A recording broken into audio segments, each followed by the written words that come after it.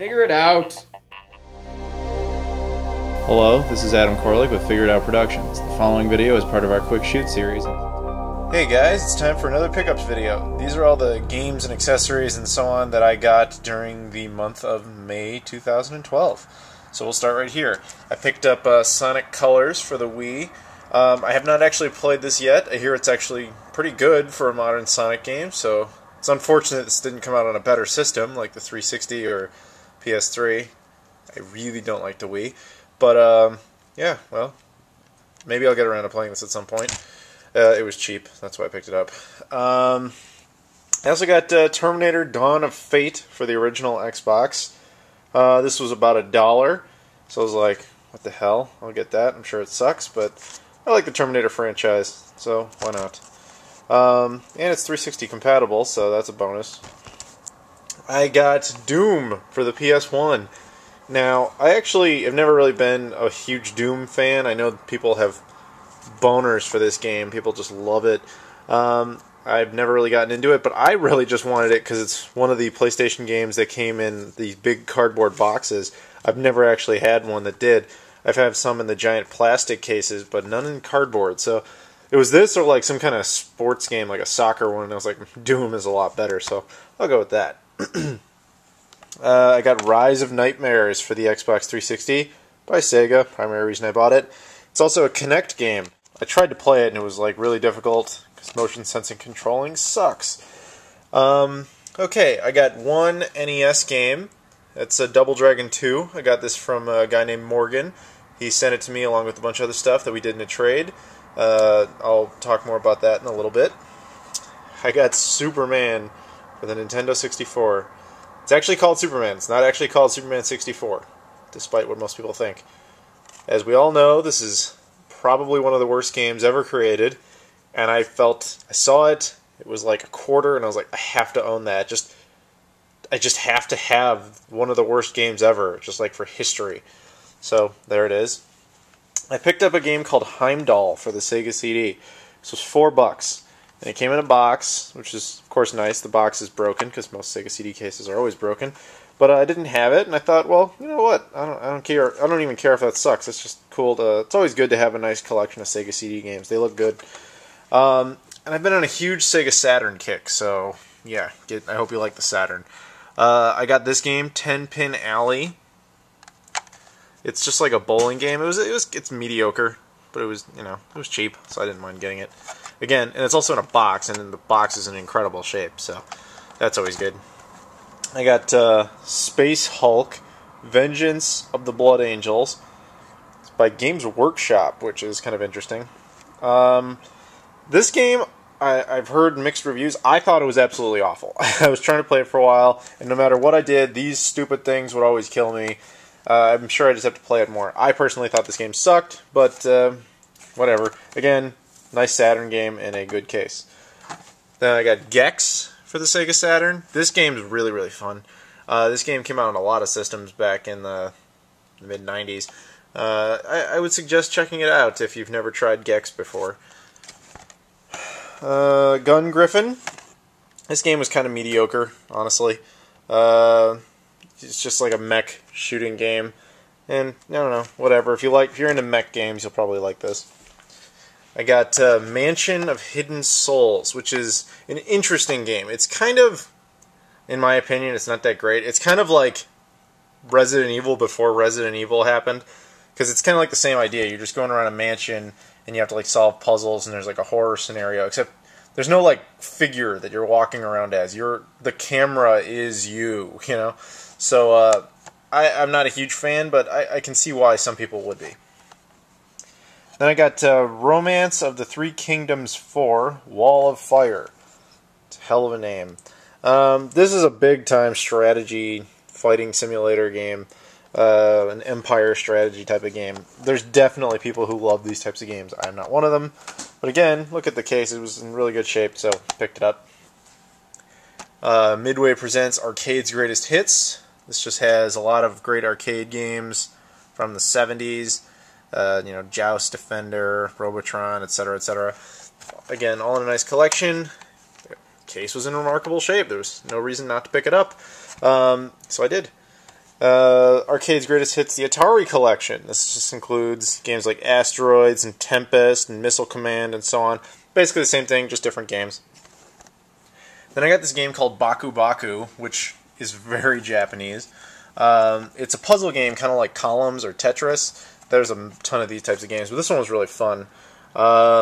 It involves, like, you have to match up 3 colors, and then animals will eat the puzzles once you get it all together. I don't know. It's fun. Then I got Casper, which is based on the movie Casper, which you're thinking that must suck, but it was actually kind of fun. It was just like kind of like Resident Evil style type of game, also like Mansion of Hidden Souls. Except not really scary. You're in this mansion, the one in the movie, and all the rooms are locked, and you have to wander around and get in there. Why a ghost can't go through doors, I don't know. But you have to find little pieces and keys and stuff and open everything up, and it's surprisingly fun. Then I got Corpse Killer, which was... This game is kind of like one of the worst, despite what the case says about one of the top 20 games of the year. I don't know who lied and put that on there. This game is not the top 20 anything. It's just like a FPS minus the fun. I mean, it's got like pre-rendered video, and you have to use crosshairs on your D-pad and just kind of shoot them, and it's absolutely ridiculous. But the only thing that's kind of interesting about this is this game came out on the Sega Saturn, obviously, but it also came out on the Sega CD and the Sega CD32X. So I'm considering at one point maybe I'll compare this to the Sega CD32X version and see if, like, we can obviously tell what the hardware differences were going to be between the Saturn and the CD32X combo. I don't know, would you guys like to see that? Let me know. I got Dead or Alive for the Sega Saturn. This was only released in Japan, and I was thrilled to walk into a store and see it, so I picked it up. This is a really, really fun fighting game. I like the whole Dead or Alive series, and I didn't want this for the PlayStation. Not knowing there was a Saturn version, I had to go for that, because I like the Saturn way more than I like the PlayStation. That's an opinion, so please don't give me a bunch of crap about it.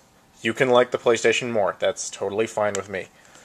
Then I found this other one in there that I don't... Omakase Savers. This is supposed to be like... This is like an RPG mixed with Power Rangers mixed with Japanese acid. I don't even know how to describe this. It's just so weird. The story alone is just absolutely ridiculous. They, like 2,000 years ago, some guy had like a diamond or something, and then he buried it, and then in the future they found it, and they became these super powerful, like, girls. I don't even know what the hell's going on in this game. But, yeah, if you like RPGs, maybe this would be fun. I'm not too big on RPGs, but whatever. Now, you're probably wondering why the hell I had so many Saturn games. I was really lucky. I walked into one store, and they had all of these just together. Someone had sold their Saturn collection, and they were willing to sell all these real cheap, so I was pretty happy about that. Now, the weirdest game I picked up is, I picked up a game called the Yakyukin Special. I showed the Sega Saturn version, like, 2 months ago, and then over on my other channel, Game Society Films, we made a video all about it, and then I found out they made another one for the PS3. Now, technically, this is just a Blu-ray, but it is a game, and it's mostly advertised as a PS3 game. I mean, you can even tell they try to market it that way with the logo on the side there and stuff. But this is not technically an official PS3 game by any means, but it will obviously work on a PS3. And it's the same concept. You just paper, scissors, rock, and if you win, the girls remove articles of clothing. It's hilarious that this actually exists.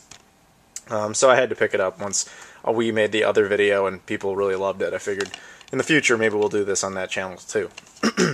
So as far as consoles go, I picked up an NES. I did a trade with a guy named Morgan, which is why I have that NES game right there, Double Dragon 2. He sent me this NES along with a controller and that game. And the NES works really well. I did a video where I cleaned this whole thing up. You can see that if you want to. He also sent me a GameCube with a controller. I cleaned this up as well. Sadly, this is a GameCube that does not have the component port, so this GameCube is essentially worthless as far as I'm concerned. If anybody out there has a GameCube, a black one or purple one, preferably a black one, that does have a component port and they want to make a trade, let me know. Maybe we can figure something out. Because my other GameCube has the component port, but a backup GameCube without it is I mean, that's just not worth anything to me. So that's my fault. I didn't know that Nintendo had removed that port. Otherwise, I probably would have, requested to see this ahead of time. Unfortunately, Morgan didn't know either. And finally, I picked up an N64. A user, Jonathan, PC Wizard 13, he sent me this for free because he had bought 11 Nintendo 64s in a lot, none of which were working. He got the idea from me when I made a video about a bunch of Sega consoles I picked up for 40 bucks. So he did the same thing, and then he thanked me by sending me an N64, which was just unbelievably awesome of him. So there you go, guys. That's my pickups for this month. Or, yeah, well, last month, May of 2012. So thanks, guys, for watching, and I'll see you next time.